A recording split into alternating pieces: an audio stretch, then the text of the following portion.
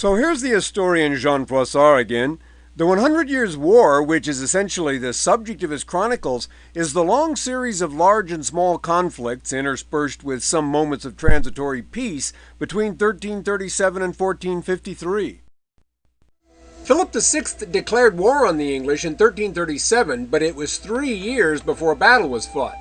The French did not trust their navy to mount an invasion, so they pretty much just had to wait for Edward to come to them.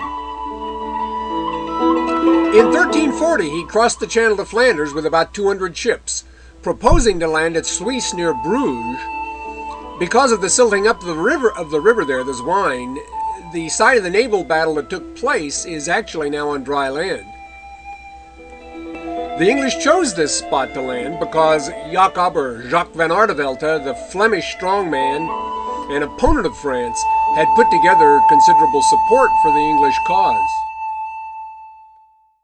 To try to prevent the landing, the French chained their ships across the mouth of the harbor, but the English pelted them with a storm of arrows, set them on fire, and perhaps as many as 25,000 French drowned, burned, or fled the scene. This is an obviously very schematic view of what went on, again from the Louis de Bruges manuscript of Froissart's history. Philip VI now retreated to Tournai, where he was besieged by the English, and when Edward realized that he wasn't going to be able to take the city, he sent a challenge to personal combat to Philip, who sent it back marked undeliverable as addressed. Edward refused to address him as the King of France, and Philip wouldn't open any mail not addressed to the King of France. It was lucky Philip had this out. Edward was big and strong like most of his family, and probably at 6'2" or 3" was a foot taller than Philip. Edward pulled away, and the French were able to withdraw their army. He spent the better part of the next couple of years then trying to firm up the Flemish alliance, visiting his in-laws and fathering 2 sons, John, born in Ghent, to be known as John of Gaunt, and Lionel, born in Antwerp, the biggest of all the Plantagenets at 7 feet. After returning to England, Edward put together another invasion force, and this time landed off this map to the left near the D-Day beaches in Normandy in 1346. He advanced on Paris, but his army was difficult to control and came to resemble something more like a horde of soccer hooligans than a well-disciplined army.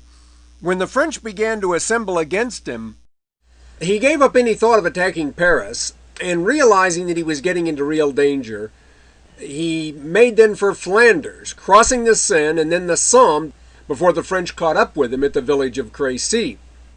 This is what the battlefield looks like now.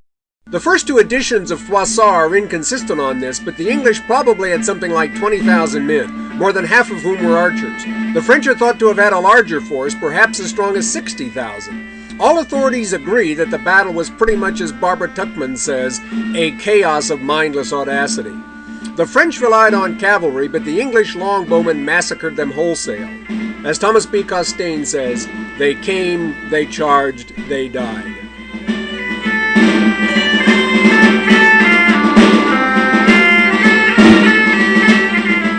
This is another page from the Louis de Bruges manuscript of Froissart's history that again, of course, is very schematic, but it does depict the essence of the thing. The French expected a lot out of their mercenary Italian crossbowmen depicted here on the left, but they were as ineffective as the knights.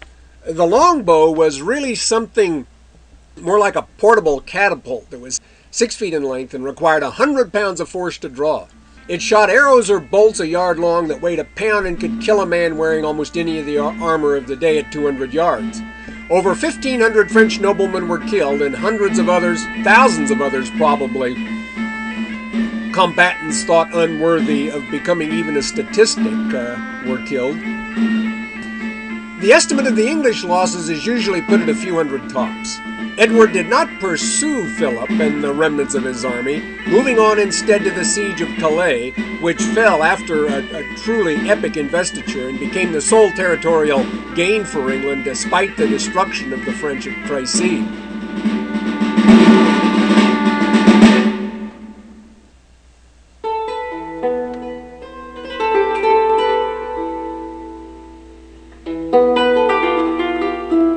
One of the heroes of the campaign was Edward's teenage son, Edward the Black Prince, and exactly how he got that nickname isn't known. This is a picture of a guy who poses as him at county fairs in England, but for all you can see of him in this, it might be a photo taken at the battle. Edward III returned to England to deal with the Scots, who were doing what they could to make trouble for him as the ally of the French, and the next big battle on the continent wasn't fought until the Black Prince led an invasion of Aquitaine in 1355. In 1356, at Poitiers, the now 26-year-old prince won, if anything, an even bigger victory. This again is a picture from an early edition of Froissart's history depicting the Battle of Poitiers and the longbow in action. Here the English may have been outnumbered something like 10,000 to 60,000 at the most, but occupied a position difficult for cavalry to assault. This time, then, the French attacked mostly on foot, despite what you see in this picture, but the result was the same. It would seem the French should have learned something about the longbow in the 10 years since Crécy. Sometimes it's argued that they couldn't get over the idea that it was a low-class weapon they shouldn't, as knights in shining armor, chivalrous heroes, rely on. In any case, they never did use it effectively themselves in the war. As someone has said, the Chinese know about forks, but they still use chopsticks. John, known as John the Good, the new king of France, the son of Philip VI, was captured during the battle along with the latter's youngest son, who will become known as Philip the Bold. They were both taken to England. In 1360, John agreed to the Treaty of Bretigny, giving up Aquitaine and about $1 billion to Edward III. This is the imperial state crown of England now, with the spindle called the Black Prince's Ruby mounted on the front above the so-called Second Star of Africa diamond. The spindle has a small stone stuck in the hole, which was drilled through the larger stone so it could be attached to something. Given to him by Pedro the Cruel in gratitude for services rendered in the latter's war against his half-brother Henry of Trastamaria in Spain. For the rest of the century, most of the fighting between France and England was done through surrogates, the English supporting one side in the quarrel over who was to be Duke of Brittany, for example, the French supporting the other. We'll hear more about this next week. In Spain, the English under the Black Prince supported the claims of Pedro against the French-backed Enrique. Pedro was the legitimate son of Alfonso XI, Henry the illegitimate son, and the prince's rationale for supporting Pedro was that, as he put it, no country ought to be ruled by a bastard. Keep that in mind the next time you go to the polls.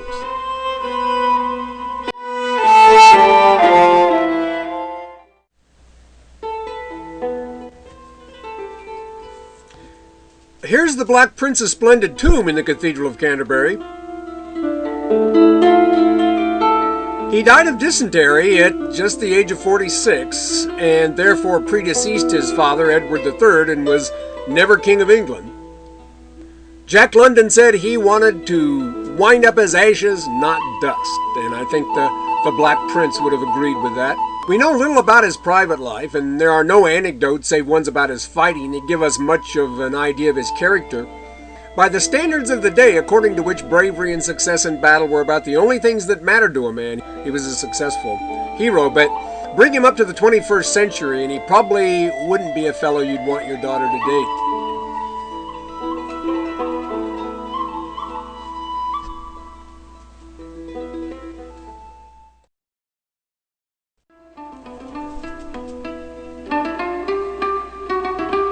This is a portrait of John the Good, who was captured at the Battle of Poitiers by the Black Prince's army. It's attributed to a fellow known as Gerard d'Orléans, who is mentioned as a painter on the king's staff, but nothing else is known of him. It's the earliest surviving painted portrait of a king of France, and one of the earliest surviving painted portraits of anyone since the fall of the Roman Empire. Most Franco-Flemish portraits of the next century will be full face. Some earlier Franco-Flemish portraits, like this one, however, are in profile, and this will become the preferred Italian look in the 15th century. It's prominently displayed in the New Louvre, befitting its importance in the history of France and its art. Jean was known as Jean le Bon, which is usually translated as John the Good, but I think in English we should rather call him John the Nice. He wasn't called Le Bon because he was such a moral fellow, but because he was polite and chivalrous. You shouldn't think of him as locked up in some jail cell in London either during his captivity. He was treated more as a guest of the state than as a prisoner of war, and got to spend a lot of time at Windsor Castle, which you see here now from the air.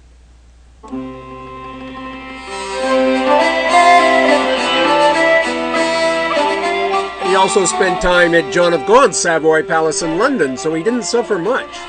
During his absence, in fact, France was in chaos. We'll hear more about this next week.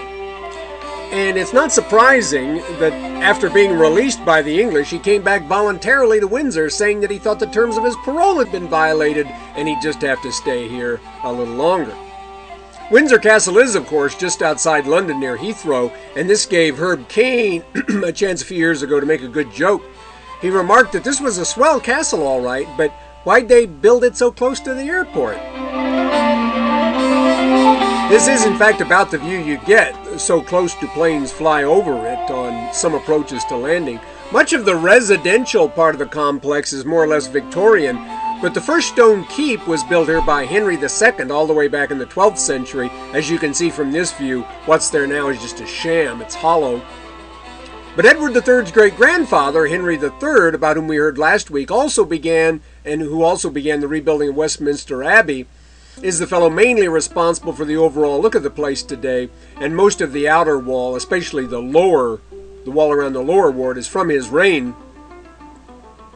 The Henry III Tower, that you see on the right, is also named after him. In Edward III's day, the architect here was William of Wykeham, who also has a tower since rebuilt at the left there named after him, in which Chaucer is supposed to have lived, and who was one of the more interesting people of his generation. He was also, Wykeham, the Bishop of Winchester and the founder of the Winchester College and New College at Oxford.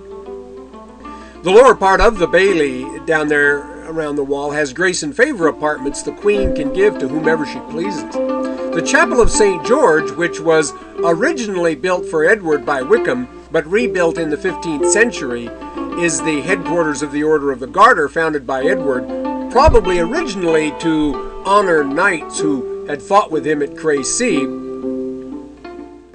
Down at ground level now, you see the Henry VIII Gate, opened in the wall by Henry in the 16th century and named for him. It's the primary entrance used by tourists today.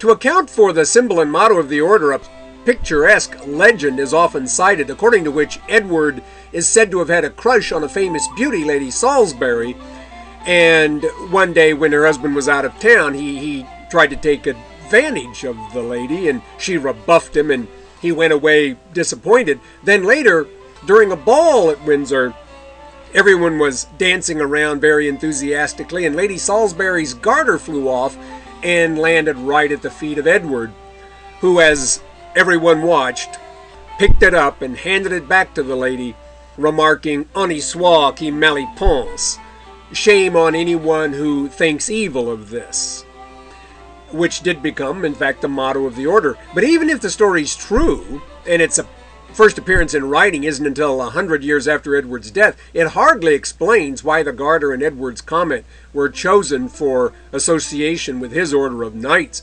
The bottom line is no one knows why the symbol and the motto were chosen.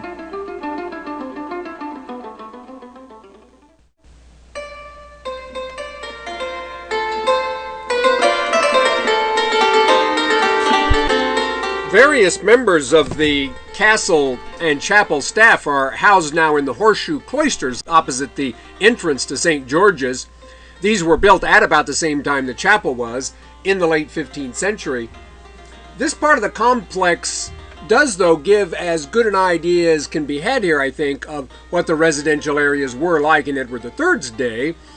Today, the Order of the Garter consists, incidentally, of immediate members of the royal family and 25 knight companions. There are also ladies of the order, although they can't be knight companions, and then there are extra knights of various sorts. These fellows are often important foreign royalty or statesmen. The right to appoint members to the Order of the Garter is one of the few important privileges remaining to the sovereign. It's very significant that Edward III made English the official language of Parliament. It was first used to open Parliament in 1363, And his reign is, in fact, the period during which we might think of Anglo-Saxon really becoming English.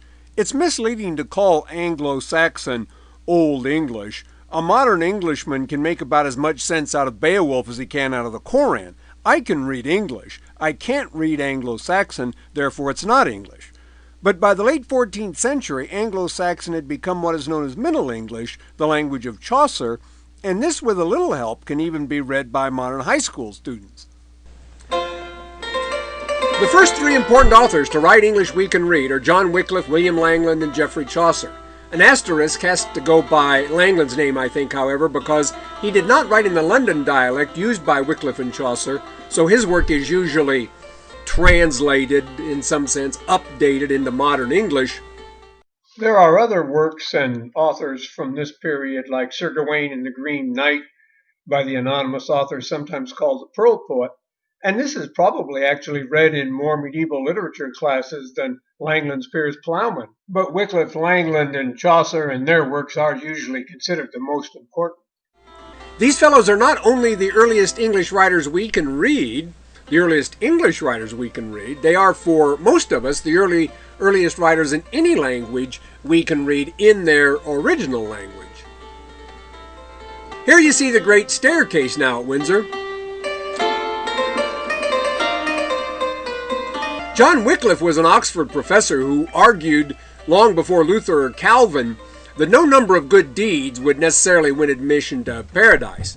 We can't, as it were, force our way in. We have to be let in despite our flaws, which can't be sufficiently counterbalanced by any number of good deeds. Also, like the later reformers, Wycliffe argued that since we can have direct contact with God, the priesthood is essentially unnecessary.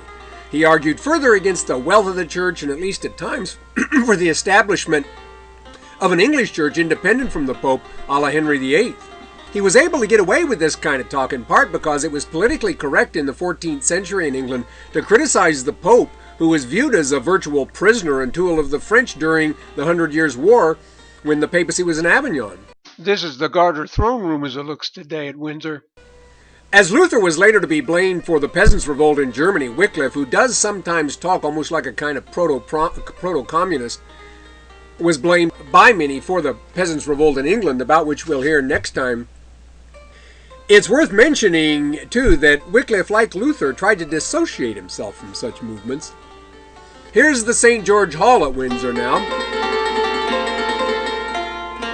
Mostly Victorian as you see it, but with therefore a kind of vaguely medieval look to it in the manner of 19th century English Romanticism.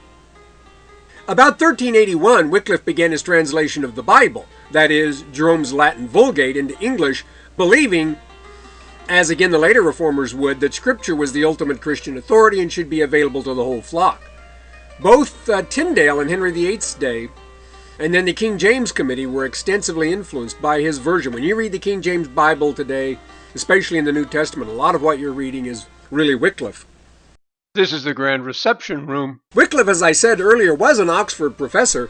Piers Plowman, in William Langland's poem, The Vision of Piers Plowman, can be taken as presenting the common man's expression of the Wycliffite point of view, in gross if not in detail. Piers is a kind of model Christian man trying to live his life according to the gospel in an atmosphere of almost universal social, political, and religious corruption. Despite this common man's viewpoint, it is, though, on the whole, a very difficult poem for most modern common men to read, even in modernized versions. This is a page from the earliest surviving manuscript of Piers Plowman. It's not an especially funny poem, certain, but there are some humorous episodes. One of the most memorable tells of the encounter between Lady Money and her priest. This is the king's dining room. Lady Money knelt before the priest and made her confession, as Langland says, shamelessly.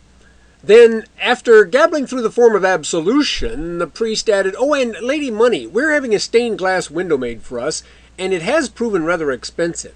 If you would care to pay for some of the glazing yourself and have your name engraved in the window, you need have no doubts about your eternal salvation."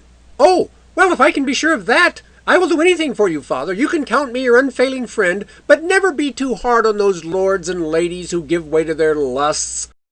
Do not blame them for it. We all began that way, so there can't be much harm in it, dear father, as long as one avoids a scandal.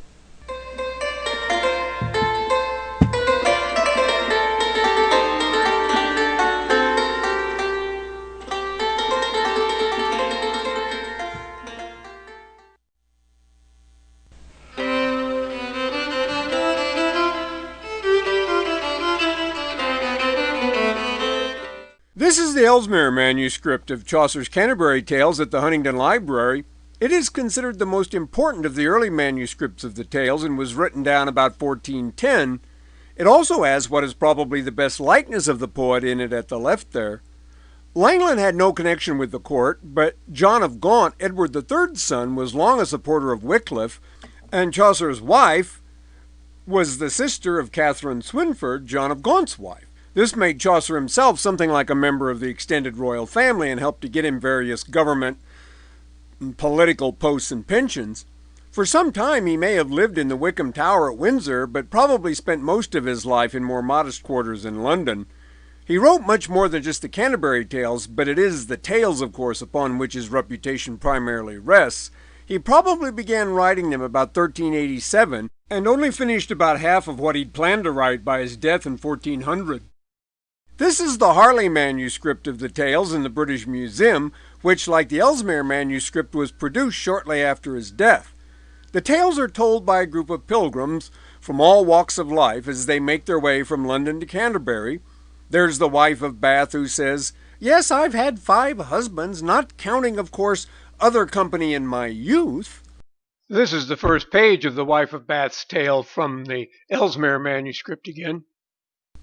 There's the miller who can butt down walls with his head, the pardoner or indulgent seller who has a pillowcase he claims is the Virgin's veil, and so on. This variety gives Chaucer a chance to tell all sorts of different stories, few of which are original, but great literature and especially great poetry depends much more on language than plot. If you know Boccaccio's Decameron, you may be reminded of it by the tales, but even though Chaucer may well have met Boccaccio in 1368 in Italy, and certainly borrowed from him in other works, Chaucer's main sources for the Canterbury Tales seem to have been French. Here you can see Chaucer himself reading his poem at Windsor, and I'll read just a bit of the prologue in Middle English to give you an idea of what it sounds like spoken. It's much easier to make sense of when you see it written. When that Aprilla with his surest sota the drocht of March hath pierced to the rota, and bathed every vine in switch liqueur, of which virtue engendered is the flour. When Zephyrus ake with his sweet of breath, and spirit hath in every holt and heth, the tender crappas and the youngest son hath in the ram is half a course he runneth. And smaller fowlers mocking melodia that slepen all the nixt with open ear. So pricketh him nature in her courages, then longing folk to going on pilgrimages, and specially from every shire zende of England to Canterbury they wend. Well, the last part there at least you ought to be able to get, and that's significant. They're making their way from London to Canterbury. As in Boccaccio, and to an extent in Langland, there is much fun made at the expense of the clergy, and it's worth pointing out how different things were at the time in the visual arts. In the 14th century, no important artist would have dared depict a monk and a nun in bed together.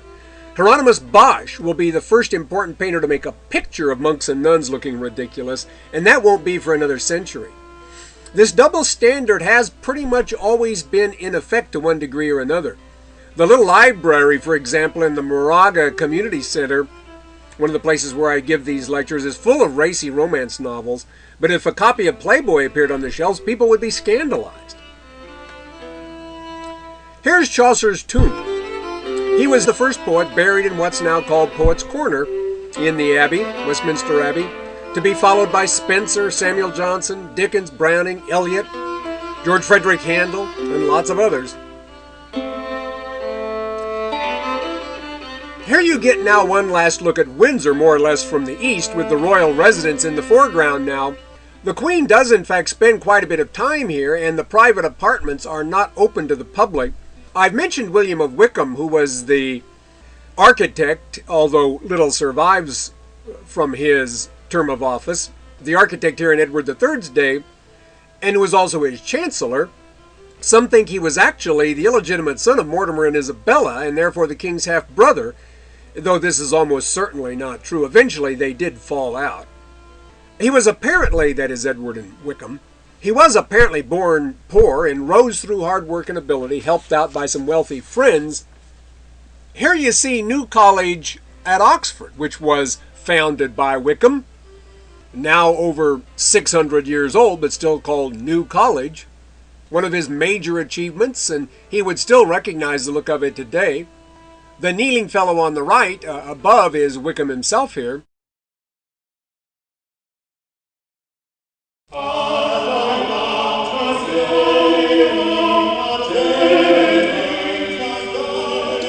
As Bishop of Winchester, Wykeham also had much to do with the rebuilding of the cathedral there in the Perpendicular style, of which he has sometimes been actually called the inventor. And he also founded Winchester College. To wind up the lecture today, we're going to see a little bit more about the differences between the decorated and perpendicular styles. Nicholas Pevsner says that the difference is between the freshness of spring and the fullness of autumn, but we'll try to translate that into something a little less poetic. Often the two styles are found side by side, which can make things even more confusing. And as I've said, it's not a distinction you need to worry a lot about anyway, unless you're going to write a thesis. The facade window of Winchester here certainly looks perpendicular, but that is, the tracery is mostly perpendicular to the ground line, but that can be misleading. The Lierne vault in the earlier phases of the style, that is in the mid to late 14th century, and the fan vault in the late 15th century period are manifestations of the style that are often easier to recognize for most people than the idiosyncrasies of tracery. So we'll see a little bit more of Winchester and a couple of other churches while we hear the hymn, which you can sort of think of as something like a Christmas carol, Angelus ad Virginem, the angel to the Virgin. And this is actually the song sung by Nicholas the Lover in The Miller's Tale in Chaucer's Canterbury Tales.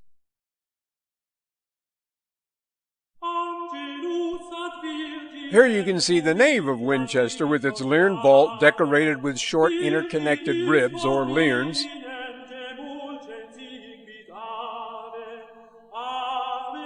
This is the Wykeham Chapel in the perpendicular style.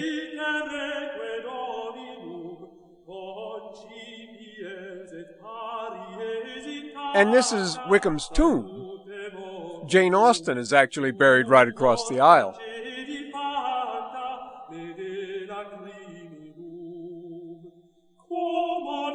This is the facade of the Cathedral of Exeter now. This window is in the earlier decorated style without the emphasis on vertical straight lines.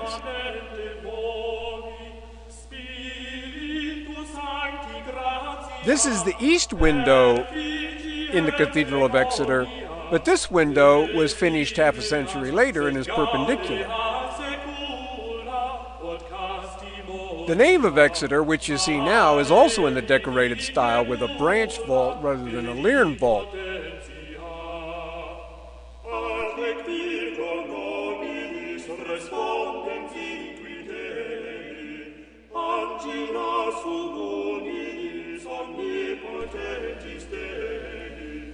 The Cathedral of Gloucester has one of the largest stained glass windows in existence, again in the perpendicular style with a complex Lierne vault above. And that's the tomb chapel here at the left where we saw the Gisant of Edward II earlier.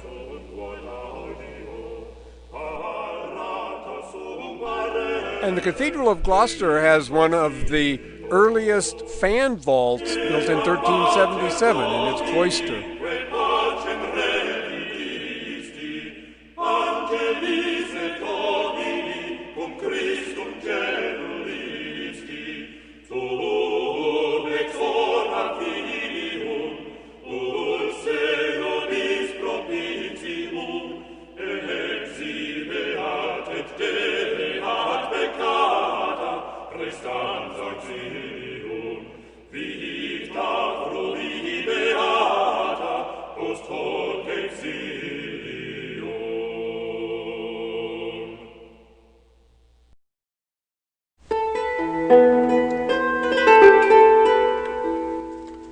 It was, in fact, in that year 1377 that Edward III died. The latter part of his reign was less glorious than the earlier part. The French repudiated the Treaty of Bretigny and occupied parts of Aquitaine. There were social, political, and religious troubles at home that were exacerbated by the effects of the Black Death. And after Philippa died, his mistress, Alice Pereire, filled the court with her friends and hangers-on, relatives. And the king's son, John of Gaunt, bullied him, sometimes in collaboration with Alice. He was succeeded by his grandson Richard II, the son of the Black Prince, and we'll hear about him next week and also see more about what was going on in France during the 14th century.